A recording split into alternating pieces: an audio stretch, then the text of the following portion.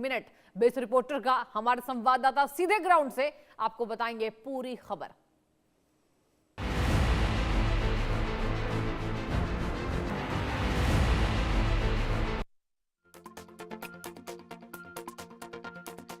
से जो है दिन पे दिन प्रोटेस्ट बढ़ते जा रहे हैं और कुछ ईरानियन एक्टिविस्ट का ये कहना है कि अभी तक ईरान के जो हिंसक प्रदर्शन हो रहे हैं इसमें 3090 लोगों की वहां मौत हो चुकी है और ये नंबर ग्रेजुअली धीरे धीरे बढ़ रहा है। और हाल ही में हमने देखा कि ईरान के जुडिशरी के जो हेड हैं उनके ये बयान सामने आ रहे हैं कि ये भी जो भी ये प्रदर्शन कर रहे हैं, हिंसक प्रदर्शन कर रहे हैं, हम उनको फांसी की सजा देंगे। तो कहीं ना कहीं काफ़ी चिंताजनक स्थिति हो रखी है ईरान की। ईरान में अगर देखें दिन पे दिन प्रोटेस्ट बढ़ते जा रहे हैं। कहीं ना कहीं वहाँ से यूएस प्रेसिडेंट डोनाल्ड ट्रंप बोल रहे हैं कि ईरान में एक मिलिट्री एक्शन हो सकता है, क्योंकि वो मान रहे हैं कि काफ़ी अब जो ईरानियन रिजीम है ये अयतुल्ला अली खमीनी की ये काफ़ी वहाँ जुल्म कर रही है। और कहीं ना कहीं रज़ा पहलवी को अगर तख्ता पलट होता है ईरान में तो रज़ा पहलवी को कमान देने की बातें चल रही हैं। तो अब देखने वाली बात होगी कि क्या यहाँ से किस दिशा में ये ईरान के जो प्रोटेस्ट चल रहे हैं यहाँ जाते हैं। इधर आदित्य वधावन इंडिया न्यूज़ के लिए वीडियो जर्नलिस्ट दिनेश के साथ। जम्मू कश्मीर में पाकिस्तान की नापाक ड्रोन साजिश रुकने का नाम नहीं ले रही है। बीती रात भी पाकिस्तान की तरफ से सांबा सेक्टर अंतर्राष्ट्रीय सीमा के इलाके में ड्रोन के जरिए घुसपैठ के प्रयास किए गए। जानकारी के मुताबिक लगभग 8:30 बजे पाकिस्तान की तरफ से सांबा सेक्टर अंतर्राष्ट्रीय सीमा के रामगढ़ इलाके में एक ड्रोन जो है वो देखा गया, जो भारतीय क्षेत्र में घुसपैठ का प्रयास कर रहा था, मगर समय रहते BSF ने अलर्ट किया और उसके बाद वहाँ पर तलाशी अभियान को तेज़ किया। ये पहला मौका नहीं है। पिछले एक सप्ताह में अगर आप देखें तो लगभग 4 बार पाकिस्तानी ड्रोन जो हैं LOC के पुंछ, राजौरी और सांबा सेक्टर अंतर्राष्ट्रीय सीमा के इलाके से घुसपैठ के प्रयास कर चुके हैं, जिसे भारतीय सेना ने LOC पर कई बार जो है वो नाकाम किया है।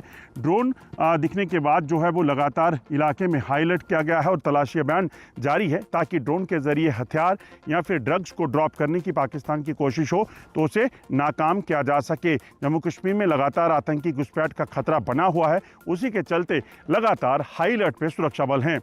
Ajay Jandial, India news, Jammu. ED ने अल्फला ग्रुप से जुड़े एक बड़े मामले में कड़ी कार्रवाई की है।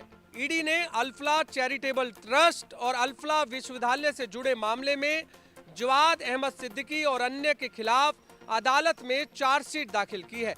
ईडी की जांच दिल्ली पुलिस की 3 FIR के आधार पर शुरू हुई थी। ईडी की जांच में सामने आया है कि छात्रों और अभिभावकों को गुमराह करके लगभग 493 करोड़ रुपए जुटाए गए। यह पैसा कॉलेज और विश्वविद्यालय की गलत जानकारियां दिखाकर दाखिला और फीस वसूलने से कमाया गया।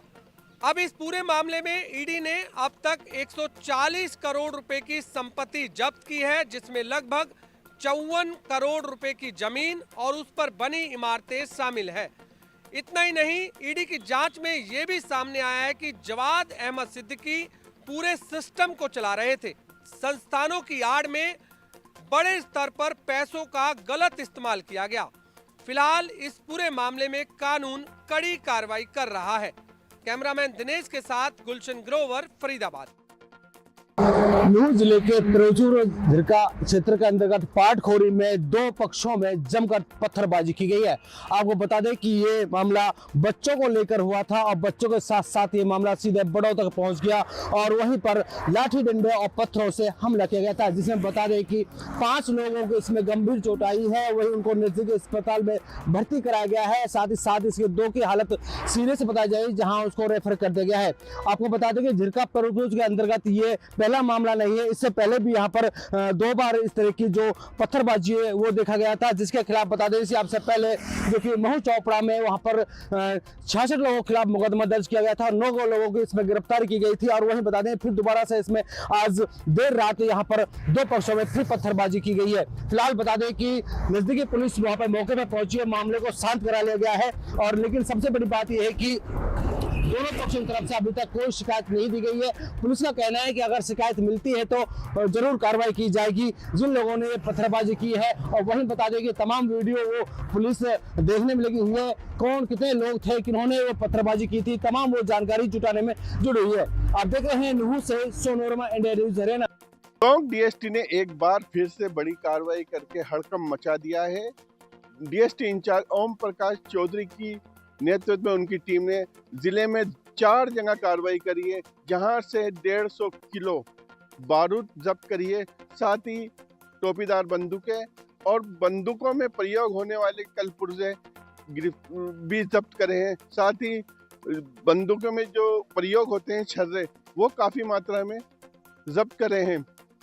पुलिस ने 2 आरोपियों को गिरफ्तार करा है, उनसे गहनता से पूछताछ हो रही है। आखिर ये कहां पर किसके लिए किसको बेचा जाता था और कहां से ये चीजें लाते थे।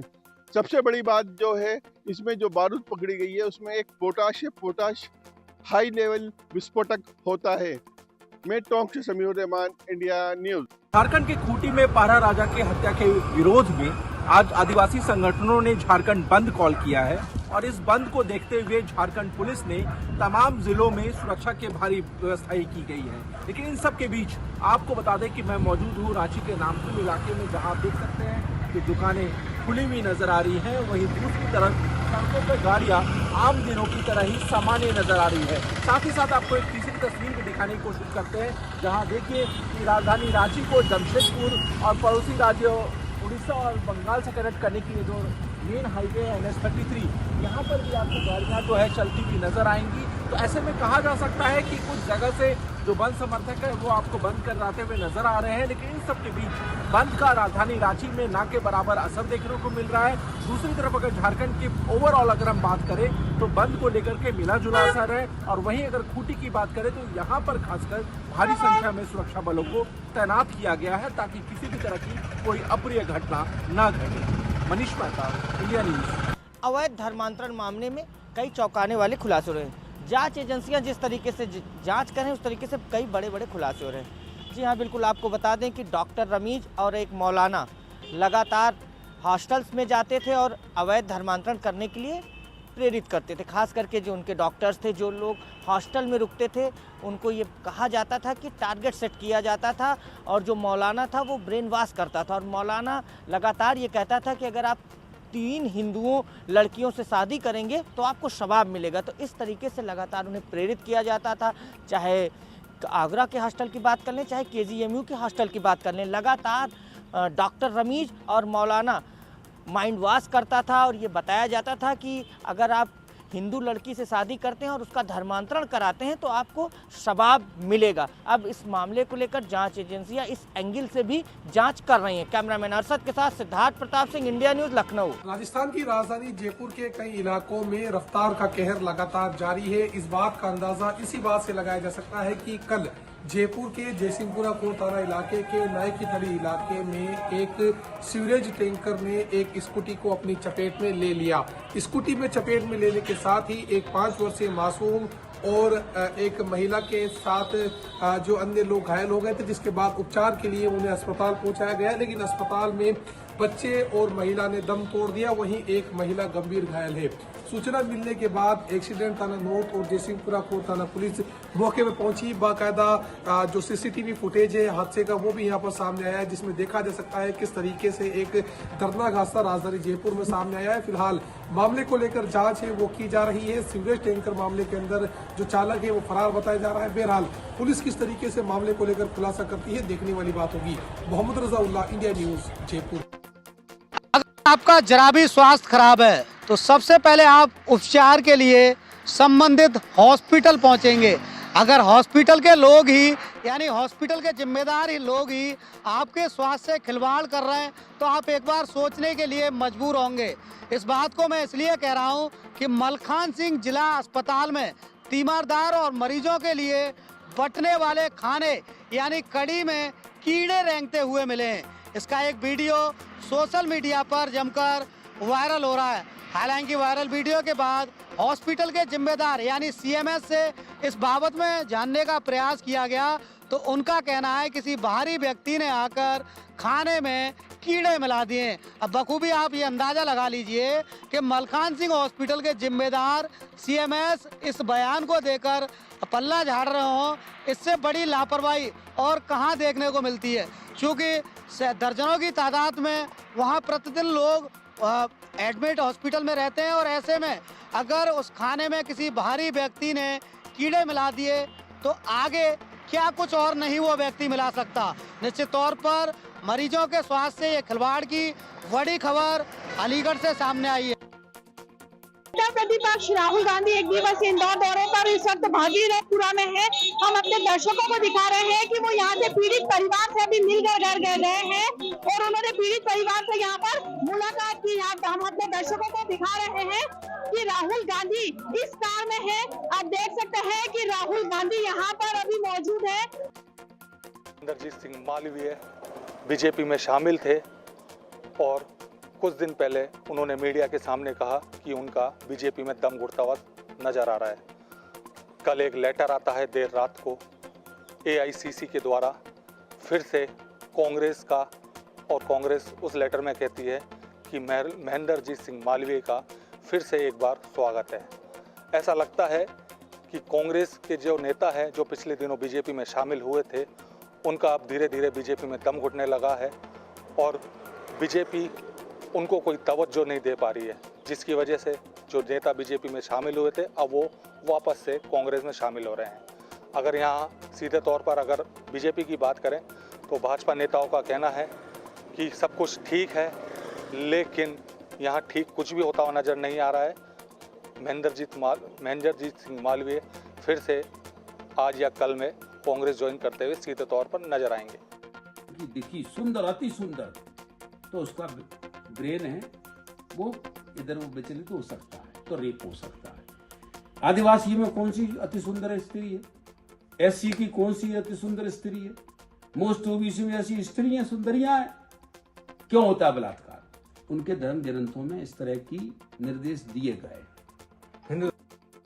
के अपमान वाला मामला अब राजनीतिक तूल पकड़ता जा रहा है। जहां पहले आम आदमी पार्टी की तरफ से एफआईआर दर्ज की गई थी कपिल मिश्रा के ऊपर, वहीं अब भाजपा के दिल्ली विधानसभा अध्यक्ष विजेंद्र गुप्ता ने जो है फॉरेंसिक रिपोर्ट सामने रखी है, जिसमें साफ तौर पे ये कहा गया है कि वीडियो के साथ किसी भी तरीके का छेड़छाड़ नहीं हुआ है। उसके बाद लगातार आम आदमी पार्टी का आरोप है कि जब अतिशी ने गुरु शब्द का इस्तेमाल नहीं किया तो वो रिपोर्ट में भी वही चीज सामने आ रही है कि किसी भी तरीके से गुरु शब्द को नहीं बोला गया है। कहीं ना कहीं देखा जाए तो भाजपा के ऊपर साफ तौर पे आरोप लगाया जा रहा है कि भाजपा रिपोर्ट को मोड़ तरोड़ के जो है सामने रख रही है। देखा जाए तो अब आम आदमी पार्टी पूरी तरीके से भाजपा के ऊपर हमलावर होती हुई नजर आ रही है। अब देखना यही होगा कि आखिरकार गुरुओं के अपमान वाला मामला कहां तक पहुंचता है। क्या जालंधर कोर्ट के आदेशों को भाजपा मानती है या फिर अब इस मामले में आगे और तूल पकड़ती हुई नजर आती है। वीडियो संकुश के साथ भावना, इंडिया न्यूज दिल्ली।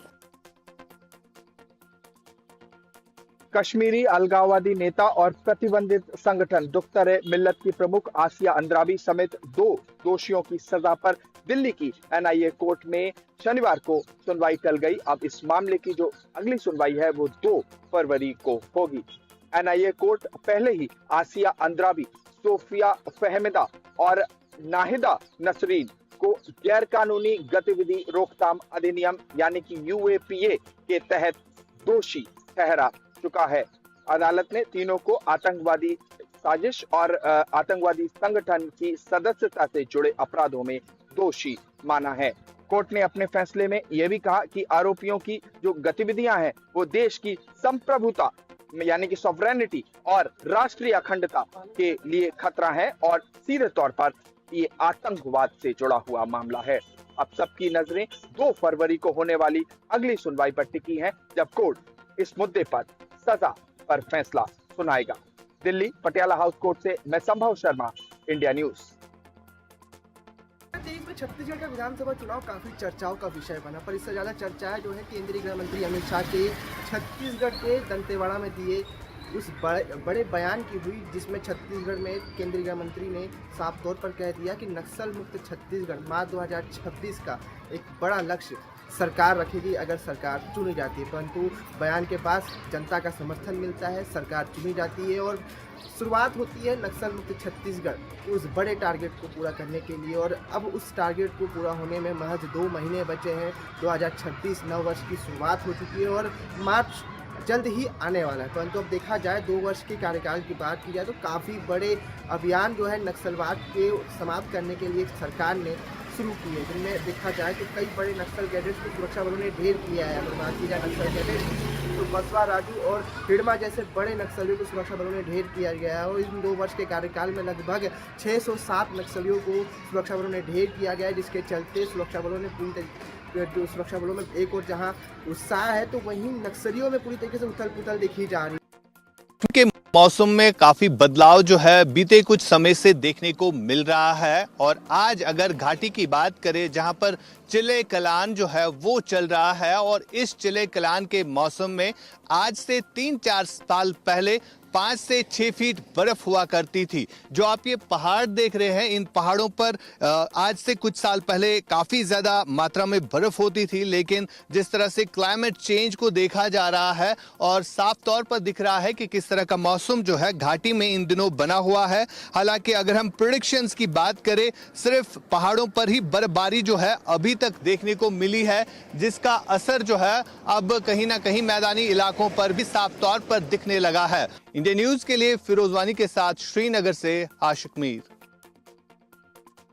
मौजूद है पश्चिम बंगाल के मालदा रेलवे स्टेशन पर, और मालदा रेलवे स्टेशन आज इतिहास रचने जा रहा है, क्योंकि देश की पहली वंदे भारत स्लीपर ट्रेन जो मेक इन इंडिया के तहत बनाई गई है, ये यहाँ से चलने जा रही है। ओवरनाइट की ट्रेन है और पश्चिम बंगाल और रेलवे का एक अलग नाता रहा है, शुरू से जुड़ाव रहा है। याद होगा कि जब प्रधानमंत्री पंडित जवाहरलाल नेहरू थे तो उस समय पहली इलेक्ट्रॉनिक ट्रेन जो है सो पश्चिम बंगाल से ही चली थी, हरी झंडी दिखलाई गई थी। उसके बाद हम इंदिरा गांधी की बात करते हैं तो इंदिरा गांधी के काल में राजधानी पहली ट्रेन वो भी हावड़ा से ही चली थी, और अब हम बात करें देश की पहली वंदे भारत स्लीपर ट्रेन तो मोदी काल में चल रही है। प्रधानमंत्री नरेंद्र मोदी हरी झंडी दिखाने जा रहे हैं इस ट्रेन को, और इसमें काफी वर्ल्ड क्लास की सुविधाएं हैं, खास टेक्नोलॉजी का इस्तेमाल किया गया है। जब आप सफर करेंगे तो आपका सफर न सिर्फ आनंददायक रहेगा बल्कि यादगार भी रहने वाला है। इससे इस इलाके की